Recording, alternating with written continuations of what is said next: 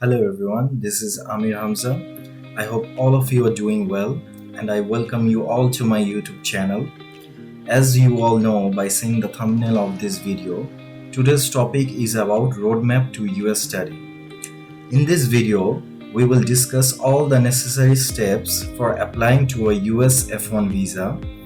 If you're a student who wants to study in the US, then this video is just right for you, where you will get to know all the paths needed from searching for universities to US interview all in one place. So let's start with the step 1, eligibility. So what is that? At first you have to think whether you are eligible to apply to study in the US or not. That is the first and the most important part, because you have to think of who is going to sponsor you for your education and living expenses. You have to deposit money in the bank before applying for universities. Whether you have a study gap in between high school and college or college and bachelor, the reason I am saying this is simply because they don't like it. And lastly, your academic score.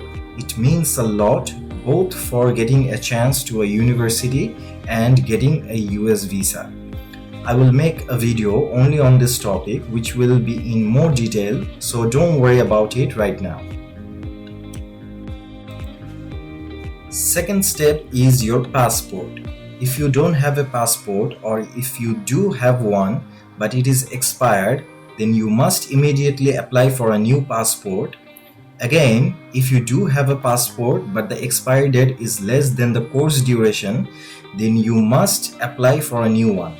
Like if you are applying for a bachelor degree, then the passport must have a validity of more than 4 years. Similarly, if you are applying for a master's, then it must have a validity of more than 2 years.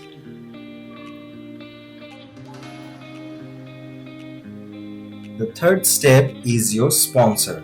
So you need to discuss with your family who is going to sponsor you for your education, as well as your living expenses in whatever state you will be going. Usually it happens to be our father or mother, or it can be anyone, but if it is within the family, then it is most preferable. Just make sure that he or she has a good source of income and can sponsor all of your cost, because you need to prove it to the visa officer during your interview that the person who is sponsoring me is financially well settled and can bear all of your cost.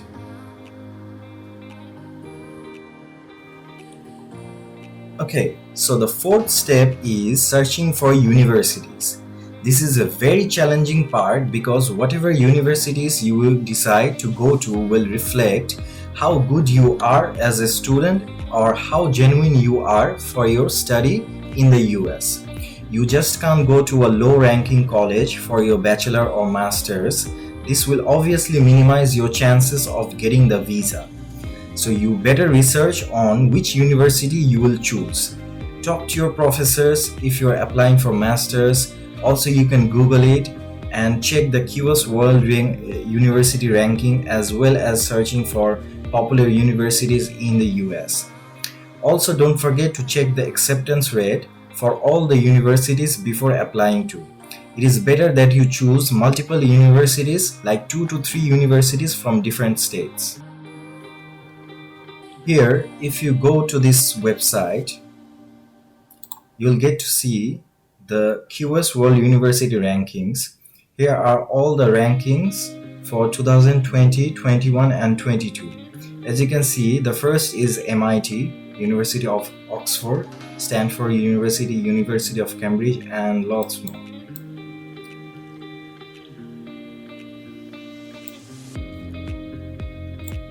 Now, if you specifically check the top 100 university in the US, as you can see, here are all the 100 top universities of USA. You can go through all the universities and check their acceptance rate, as well as all the requirements of admission.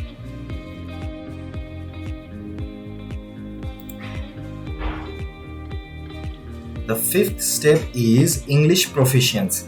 These are all international standardized tests of English language proficiency for non-native English language speakers. Basically, you need to prove by taking an exam that your English is good and you are capable enough to communicate in English. So you have four choices. First is IELTS, which we all know very well, and it is conducted by British Council. Second is TOEFL, and third is Duolingo, and lastly medium of instruction, in short MOI. Again, I'll talk about all these in a separate video in details. Just remember that you need to give an exam from any of these before applying to a university. Step 6 is about GED and GRE. GED traditionally stands for General Educational Development Test. After graduating from high school, you will receive a diploma, basically a document stating that you have completed all the required courses to graduate. Suppose you haven't finished your A-levels or HSC exam, you can go for the GED exam because it is very much equivalent to A-level or HSC and is accepted by the US. In case you are applying for a bachelor degree, you can easily go for it. Whereas GRE stands for Graduate Record Examinations. It is a standardized test that is an admission requirement for many graduate schools in the United States and Canada and few in other countries. So if you have chosen a university where GRE is required for admission, then you must take this exam. There is a good news. Due to COVID-19, most of the universities waived the requirements of GRE, so there is a big opportunity for the students right now. I have provided both the link of GED and the GRE website. If you Google it, the official website of GED, you can easily log into this website and go through it.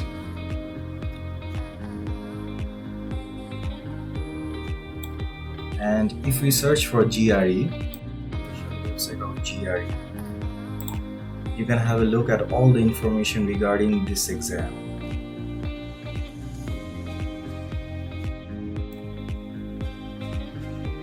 Step 7 is submitting documents to the university that you have decided to apply to. At first, you have to go through all the admission requirements from the university website, then fill up the application form and submit it. Then an international student advisor will mail you regarding your application process, whether there is anything missing that you will need to provide through mailing them again. The usual documents are all the certificates of your previous academics, 2 to 3 letters of recommendation from your professor, your personal statement, and your latest resume. Step number 8 is about hearing good news from your university. Okay, so you got accepted from your desired university where you will get the offer letter as well as I-20 form from your advisor. The offer letter is basically an acceptance letter of getting admitted to that university. And the I-20 is a multi-purpose document issued by a US government approved educational institution certifying that a student has been admitted to a full-time study program and has demonstrated sufficient financial resources to stay in the United States. You need to fill up this I-20 form and take it to the embassy during your interview.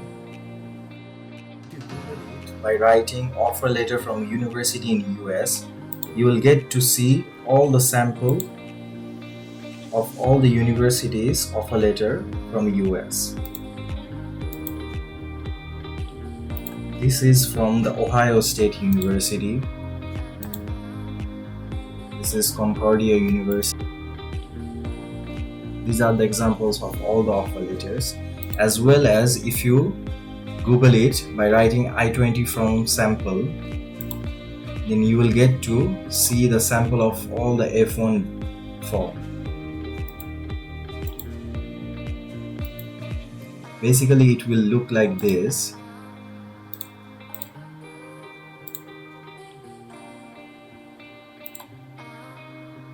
So this is the F1 form looks like. They will provide you with the service ID which will be needed for further application process. Here are all the information that you have provided of yourself, as well as the school name, school address, and the program start date and end date. Step number 9 is all about the US Embassy. If you go to ustraveldocs.com.bd, you will get to see this website where you can easily sign up here and create an account of yours, and after finishing it you will be told to pay an appointment fee to your nearest selected bank. Then after you are done with the payment, next day the system will automatically redirect you to the next step where you will get the chance to select an interview date. As you can see, here are all the latest information provided by the US Embassy, and there are lots of sections of non-immigrant visa information, non-immigrant visa application, the locations, the general information. Here, frequently asked question, you can check all the facts from here.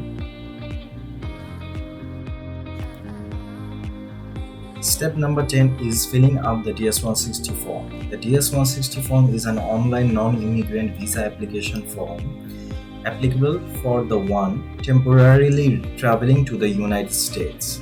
If you go through this link that I have provided, you will be redirected to this website. Here are all the informations provided that you can check. As you can see, this is the website written about creating an application.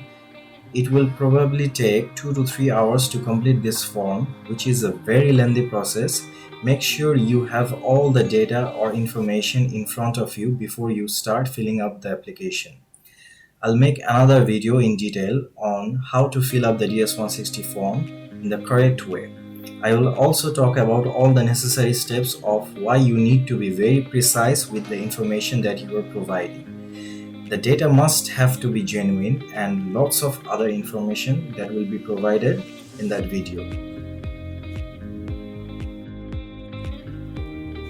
11th step is paying the service fee. SEVIS stands for the Student and Exchange Visitor Information System.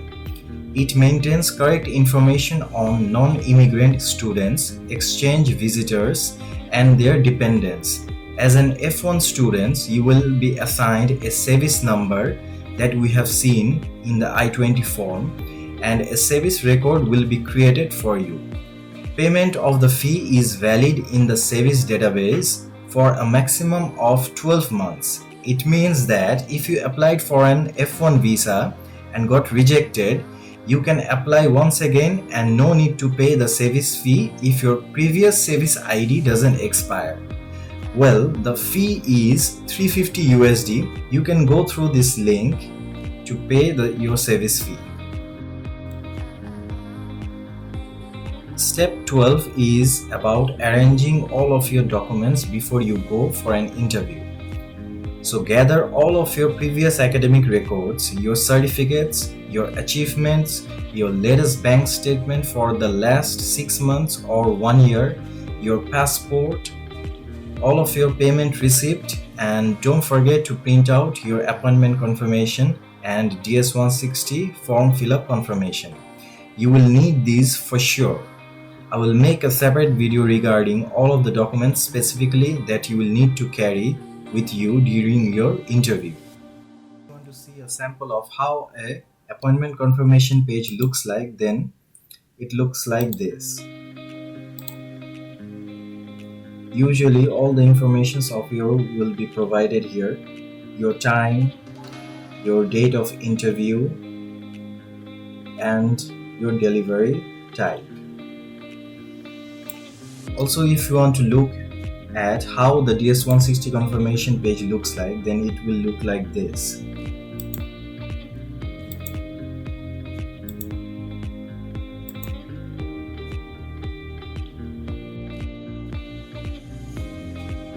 finally, step number 13, the date of your interview. Don't forget to double check the time of your interview. You need to arrive there at least 1 hour before your interview time. Avoid being overdressed. Just go with whatever you are comfortable with according to the weather. Be confident and don't get nervous. The officer might ask you a lot of questions which you need to answer correctly. As usual, I will definitely make a video on what are the common questions that the visa officer usually asks during an interview. I hope by this time you will all know how the process will be for applying to the US for study. If you have any questions, please feel free to comment below, and you can also reach out to me through Facebook and Instagram. Please give a like and subscribe to my channel. I will see you all soon. Take care and goodbye.